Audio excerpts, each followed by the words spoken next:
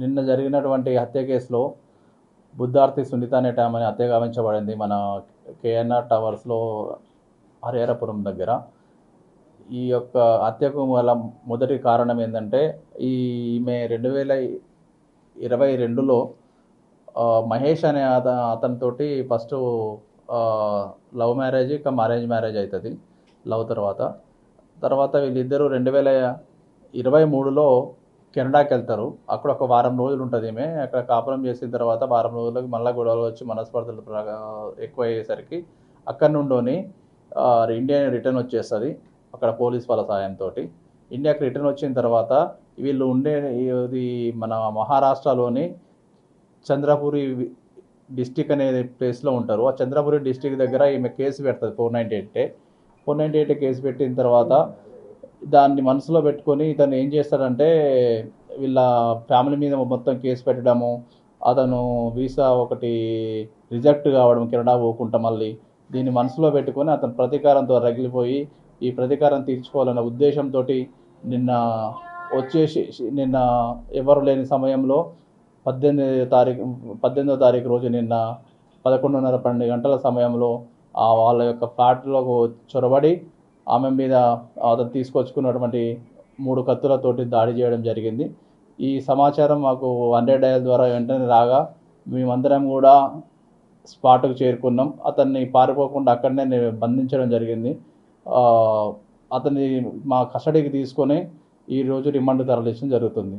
అతనికి ఎవరు సహకరించలేదు, ఒక్కడే ప్లాన్ చేసుకున్నాడు. ఇతను హైదరాబాద్కు వచ్చి ఫస్ట్లో మియాపూర్లో ఉన్నాడు.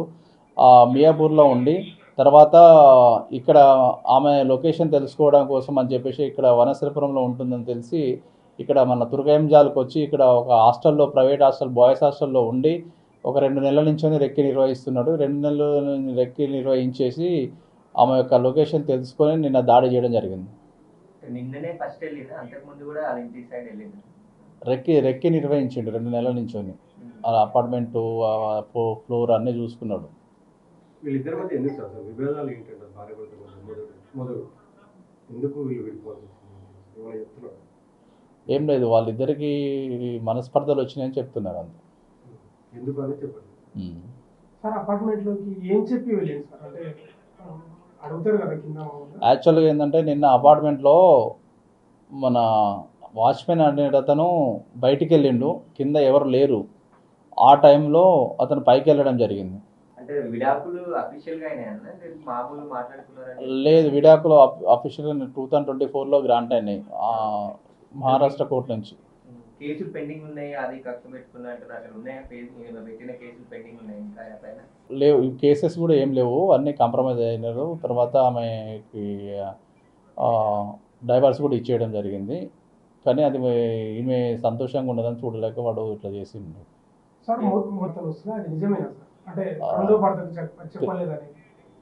అది వాళ్ళకి తెలియాలి, వాళ్ళ ఫ్యామిలీ విషయం అది.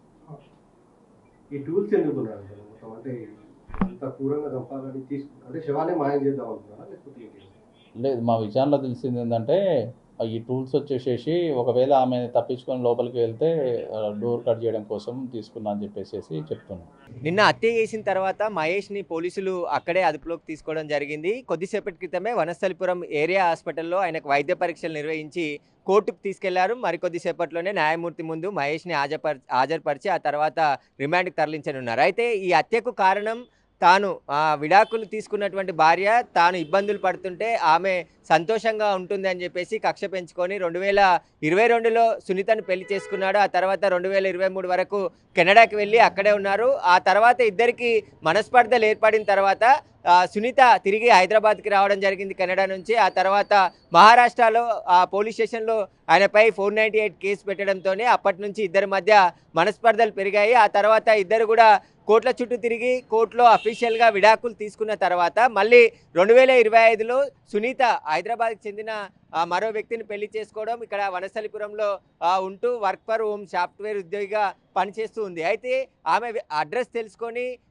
ఇటు వనస్థలిపురం దగ్గరలో ఉన్నటువంటి తుర్కెంజాల్లో ఒక హాస్టల్లో 2 నెలల నుంచి కూడా అక్కడే ఉండి రిక్కీ నిర్వహిస్తూ సునీత నివాసాన్ని అంటే కనుగొన్న తర్వాత ఆమె హౌస్ పక్కాగా తెలుసుకున్న తర్వాత మళ్ళీ 2-3 సార్లు రిక్కీ నిర్వహించి ఆ తర్వాత ఆమెని నిన్న హత్య చేయాలని చెప్పేసి పథకం ప్రకారమే కొన్ని కత్తులు 3 కత్తులతో పాటు కొన్ని పరికరాలు కొనుక్కొని అక్కడికి వెళ్ళి లోపలికి వాచ్మెన్ లేని సమయంలో అపార్ట్మెంట్ పైకి వెళ్ళి అక్కడ సునీతని హత్య చేయడం జరిగింది. అతని వెంట కొన్ని కట్టర్లు కూడా తీసుకొని రావడం జరిగింది. ఒకవేళ సునీత అతన్ని చూసి ఏదైతే బ్యాగ్లో ఉన్నట్టు డోర్ లాక్ చేస్తే ఒకవేళ డోర్ కట్ చేయడానికి ఉన్నటువంటి కట్టర్లను కూడా మహేష్ తీసుకొని వచ్చాడని చెప్పేసి కూడా పోలీసులు గుర్తించడం జరిగింది. కేవలం తాను ఇబ్బందులు పడుతూ ఉండగా సునీత మాత్రం సంతోషంగా పెళ్లి చేసుకొని ఎలా ఉంటుందని చెప్పేసి కక్ష పెంచుకొని ఈ హత్య చేశాడని చెప్పేసి కూడా పోలీసులు ప్రాథమికంగా గుర్తించడం జరిగింది. మళ్ళీ మహేష్ని కస్టడీకి తీసుకొని విచారిస్తే అనేక విషయాలు కూడా వెల్లడయ్యే అవకాశం ఉన్నట్టు తెలుస్తుంది. ప్రస్తుతం అయితే హైత్నార్ కోర్టులో హాజరుపరిచేందుకు మహేష్ని పోలీసులు వైద్య పరీక్షల అనంతరం తీసుకొని వెళ్ళడం జరిగింది. నోరు మెదపట్లేడు. నిన్న దాడిలో పెనుగులాటల్లో మహేష్ కుడి చేతికి కూడా గాయమైనట్టు కనబడుతుంది. ఆయన వైద్య పరీక్షల సమయంలో చేతికి కట్టి మరి పోలీసులు తీసుకొని వెళ్ళడం జరిగింది. అయితే అత్యంత దారుణంగా సునీతను నిన్న హత్య చేసిన తర్వాత పోలీసులు అక్కడే అతన్ని అదుపులోకి తీసుకొని పోలీస్ స్టేషన్ తీసుకొచ్చి నిన్నంతా కూడా విచారణ జరిపిన తర్వాత ఈ హత్యకు మెయిన్ కారణం విడాకులు. అంటే మహేష్ ప్రవర్తన బాగాలేకనే ఆమెతో విడాకులు తీసుకొని మనస్పర్ధలు ఏర్పడ్డాయి, సరిగా చూసుకోవట్లేడని చెప్పేసి విడాకులు తీసుకొని మళ్ళీ హైదరాబాద్కి వచ్చి ఆమె సాఫ్ట్వేర్ ఉద్యోగం చేస్తూ మరో వ్యక్తిని పెళ్లి చేసుకొని ఇక్కడ ఉంటుంది. కాబట్టి అతను మంచివాడు కాదనే కూతురికి విడాకులు ఇప్పించి ఇక్కడికి హైదరాబాద్కి షిఫ్ట్ చేయడం జరిగిందని చెప్పేసి కూడా చెప్తున్నారు. సునీత తల్లిదండ్రులు ఆమె ఇద్దరు అక్కలు కూడా నిన్న ఉదయం పోలీస్ స్టేషన్కి రావడం జరిగింది. కానీ వాళ్ళు మీడియాతో మాట్లాడడానికి కొంచెం నిరాకరించారు. ప్రస్తుతం ఉస్మానియా హాస్పిటల్లో ఆమె మృతదేహానికి పోస్ట్ మార్టం అనంతరం వాళ్ళ కుటుంబ సభ్యులకు అప్పజెప్పేస్తామని చెప్పేసి కూడా పోలీసులు చెప్పడం జరిగింది. అయితే గత పెళ్ళైన 2-3 నెలల నుంచే సరిగా చూసుకోకపోవడం, మనస్పర్ధలు, ఆమెని టార్చర్ పెట్టడంతో తిరిగి కెనడా నుంచి హైదరాబాద్కి రావడం జరిగింది. హైదరాబాద్ వచ్చిన తర్వాత పోలీస్ స్టేషన్లో కేసు పెట్టినా కూడా అతను మారకపోవడంతోనే అతని నుంచి విడాకులు తీసుకొని దూరంగా ఉంటుందని చెప్పేసి కూడా పోలీసులు చెప్తున్నారు. కాబట్టి కుటుంబ సభ్యులు ఎంత నచ్చజెప్పినప్పటికీ కూడా ఆయన ప్రవర్తనలో మార్పు రాలేదు. కాబట్టి ఎప్పటికైనా తనతో ఉంటే హాని జరుగుతుందని చెప్పి గ్రహించే విడాకులు తీసుకుందని చెప్పేసి కూడా కుటుంబ సభ్యులు చెప్తున్నటువంటి పరిస్థితి. కాబట్టి ఆమె సంతోషంగా ఉండడాన్ని తట్టుకోలేకే ఈ దారుణానికి పాల్పడ్డాడు మహేష్ అని చెప్పేసి కూడా పోలీసులు గుర్తించడం జరిగింది. ప్రస్తుతం అయితే మహేష్ని హైత్నార్ కోర్టుకు తరలించారు. న్యాయమూర్తి ముందు హాజరుపరిచిన తర్వాత ఆయన రిమాండ్ తరలిస్తారు. ప్రస్తుతం సునీత కుటుంబ సభ్యులు కానీ కొద్దిసేపటి క్రితమే వనస్థలిపురం ఏరియా హాస్పిటల్లో వైద్య పరీక్షలు నిర్వహించి అతన్ని కోర్టుకు తీసుకొని వెళ్ళడం జరిగింది. కోర్టులో హాజరుపరిచి ఆ తర్వాత రిమాండ్ తరలిస్తారు. అయితే హత్య కేసు కింద కేసు నమోదు చేయడం జరిగింది. అత్యంత దారుణంగా మాజీ భార్యని హత్య చేశాడు కాబట్టి మహేష్ పైన హత్యకు సంబంధించిన కేసుతో పాటు మరికొన్ని సెక్షన్ల కింద కేసు నమోదు చేయడం జరిగింది. అవన్నీ కూడా రిమాండ్ రిపోర్ట్లో కోర్టుకు తెలియజేస్తున్నారు. అయితే 2022లో పెళ్లి అయిన తర్వాత ఇద్దరికి అంటే కెనడాకి పంపించారు. ఇద్దరు కుటుంబ సభ్యులు కూడా లవ్ మ్యారేజ్ చేసి అరేంజ్ మ్యారేజ్ చేసుకున్నారని చెప్పేసి కూడా పోలీసులు చెప్తున్నారు. అంటే పెద్దలు కుదిర్చిన సంబంధం కాదు ఇది. వీరిద్దరే లవ్ చేసుకొని ఆ తర్వాత పెద్దలతో మాట్లాడించుకొని పెళ్లి చేసుకున్నారు.